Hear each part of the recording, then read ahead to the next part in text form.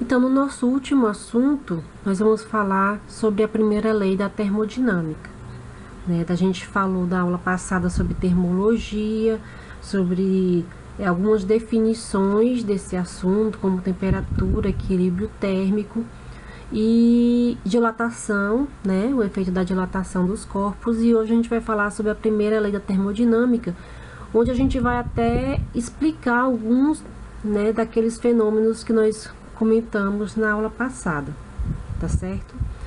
Então, a termodinâmica, ela vai surgir como uma maneira de tentar explicar o que acontece, por exemplo, no nosso equilíbrio térmico, né?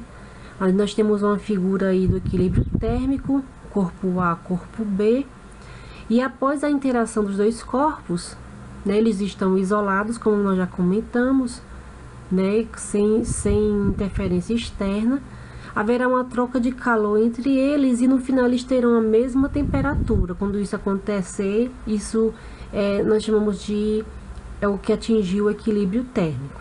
Bem, então isso foi aceito, foi definido, né, para estudar cientificamente, criar essas grandezas físicas.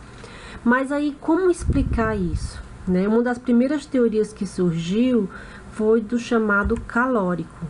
Calórico era uma substância fluida, invisível, com peso desprezível, limitada para cada corpo a uma quantidade finita, certo? Então, sempre o corpo que estivesse mais quente, ele tinha mais dessa substância invisível, desse calórico, e ele passava essa substância, então, para o corpo mais frio, tá bom?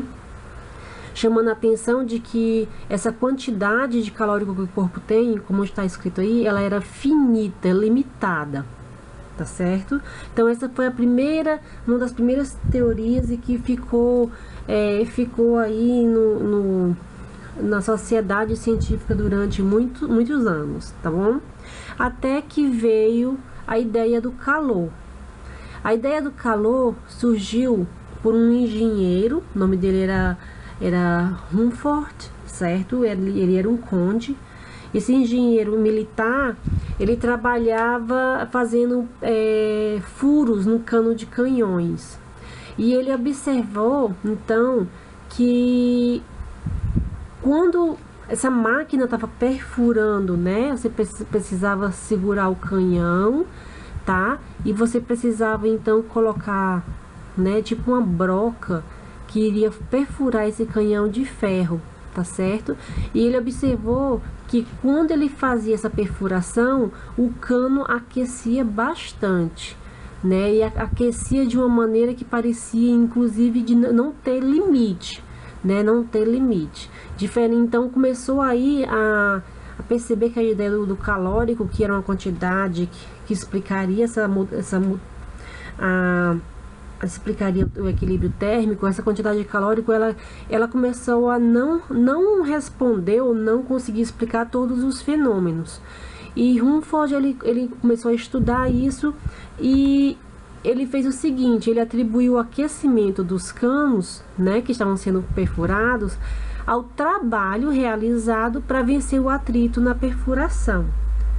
Então, ele está dizendo que esse aquecimento, né, vem através de uma transferência de energia.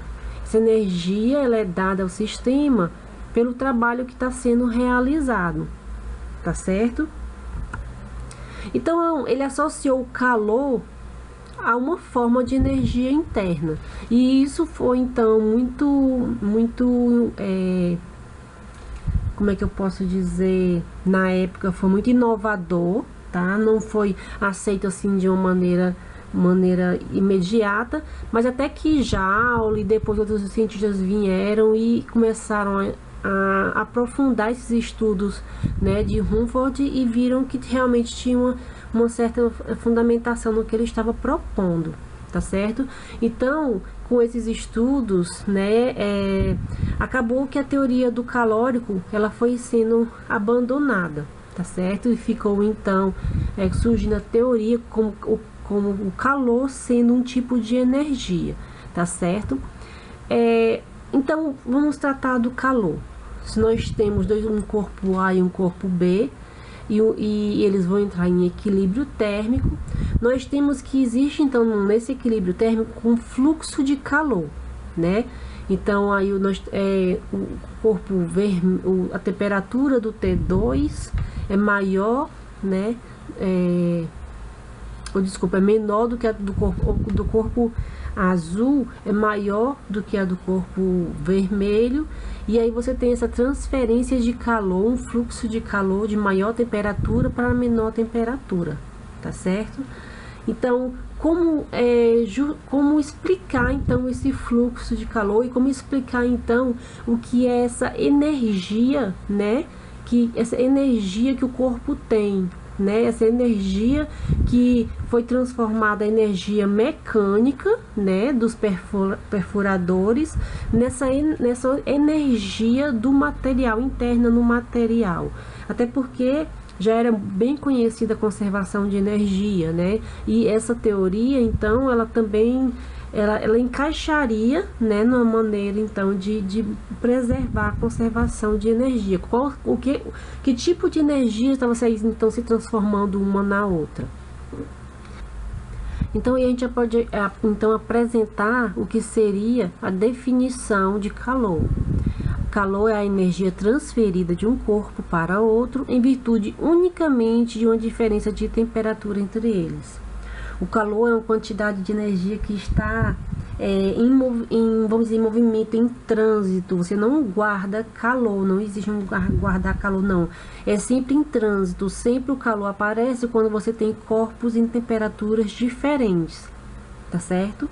Então, quando você tem corpos em temperaturas diferentes, você associa essa temperatura, então a gente vai associar essa temperatura à energia interna do corpo, que nós já tínhamos visto que é mais ou menos o que era mais ou menos essa propriedade dos materiais estavam associado à temperatura, que era a vibração dos átomos, né? Quanto mais vibra um corpo, mais ele está aquecido, mais a maior temperatura. Então, eu posso associar essa vibração interna dele, nessa agitação interna, com a energia interna do corpo. Então, olha aqui nessa imagem, eu tenho uma barra que está entrando em equilíbrio térmico, tá? Tem uma extremidade aqui que é quente, vermelha, e a extremidade fria em azul. Você observa aqui que no diagrama eu sugere aqui pouca agitação ou vibração no lado azul e mais agitação no lado vermelho. Então, só por possuir, né, essas duas posições com diferentes temperaturas, o calor naturalmente flui dessa posição que tem maior energia interna, né, na extremidade quente, para essa outra extremidade que tem menor energia interna, tá certo? Atingindo assim o equilíbrio térmico quando todos estiverem vibrando ou agitados da mesma quantidade, ou seja, com a mesma energia interna, o bloco inteiro, sem pontos diferentes, né, de temperatura, tá certo? Vale também comentar que essa energia interna na vibração dos átomos, ela não aumenta apenas por temperatura, não aumenta apenas por contato direto a algo mais quente, a fogo ou alguma coisa assim, como a gente espera, tá certo? Não é apenas, o corpo não aquece apenas porque ele tocou em algo mais quente, né? Ou sentiu algo mais quente, alguma coisa assim. Ele também pode aquecer, por exemplo, por energia mecânica, tá? Então, se você tem alguma coisa que está fria, e se, por exemplo, você começar a agitar, balançar, tá certo? Se você tem uma garrafinha d'água, e aí você começa a agitar essa garrafa d'água, né, sacudir, essa água ela vai passar a ficar mais quente, devido à energia que você está colocando na água, energia mecânica, que vai então ser transferida para a energia interna. Tá? Então, definida essa quantidade de calor, como nós falamos, definiu-se quando se define uma grandeza física, nós temos que saber medi-la, né? Então, como medir o calor? Que unidade de medida vai ter o calor? Bem, a unidade de medida no sistema internacional é o Joule, que é o J, né?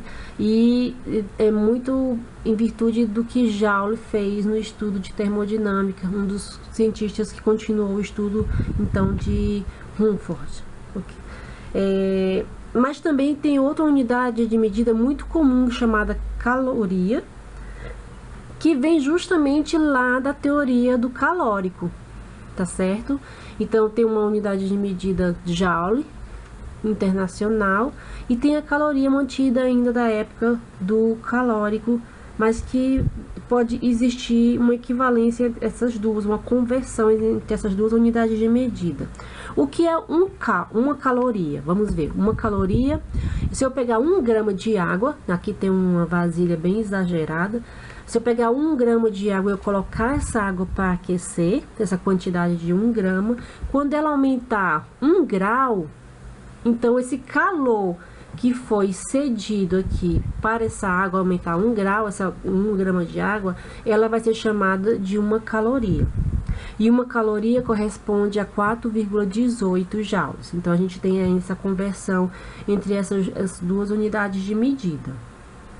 Pronto, então se nós temos já nessa definição de unidade de medida, vamos falar mais onde nós observamos, né, o surgimento de calor, dessa transferência de energia, sendo energia em trânsito sempre entre os corpos. Então a transferência de calor mais conhecida, né, que a gente vai trabalhar, são 3, né? A condução, a convecção e a radiação.